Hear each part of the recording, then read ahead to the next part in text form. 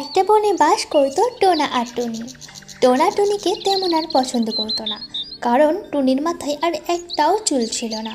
টুনি খুবই কান্না করতে থাকে। হে আল্লাহ, আমার মাথার চুল কেন তুমি নিয়ে নিলে? যার কারণে আমার সংসারে এত অশান্তি। টোনা যে আমাকে আর একটুও ভালোবাসে না।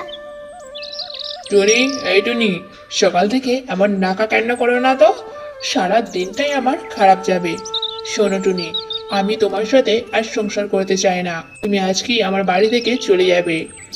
টোনা, এমন বলো না। আমি কোথায় যাব বলো? এইটুকু বাড়ি ছেড়ে তো আমারও কোথাও যাবার জায়গা নেই। আমি আমার ঘরে নতুন বউ আনবো। এই বলে টুনা টুনিকে বাড়ি থেকে বার করে দেয়, আর টুনি কাঁদতে কাঁদতে অন্য বনের দিকে রওনা দেয়। এইদিকে টোনা একটা সুন্দরী টিয়াকে বিয়ে করে আনে। টিয়া ছিল খুবই লোভী। টিয়া, তুমি তো সবই জানো। আমি আমার প্রথম বউ টুনির মাথায় চুল না থাকায় তাকে তাড়িয়ে দিয়েছি, আর তোমাকে বিয়ে করে এনেছি। আজকে থেকে তোমাকে নিয়ে আমি আমার সংসার করব। হ্যাঁ টোনা, তাই হবে। এরপর কিছুদিন টিয়া আর টোনার সংসার ভালোই চলছিল। টোনা, আমার একটা স্বর্ণের হার প্রয়োজন।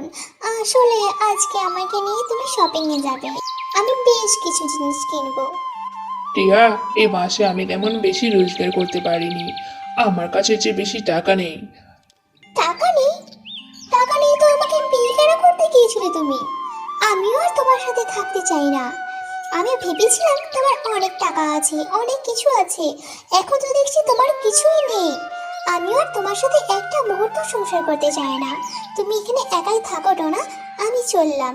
আর হ্যাঁ শোনো, আমি আমার নতুন বয়ফ্রেন্ড টুটুলের সাথেই থাকবো।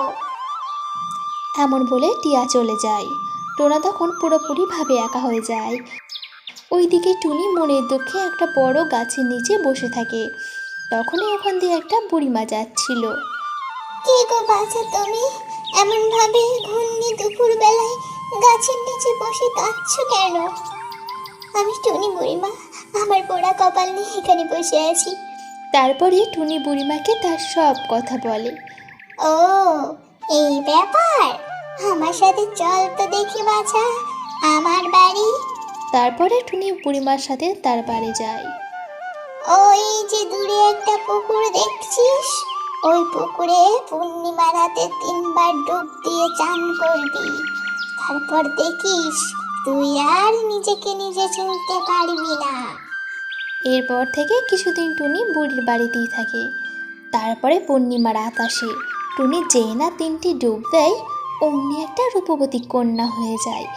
এক মাথা লম্বা চুল, রূপ যেন তার চাঁদের মতো ঝলমলে করছে।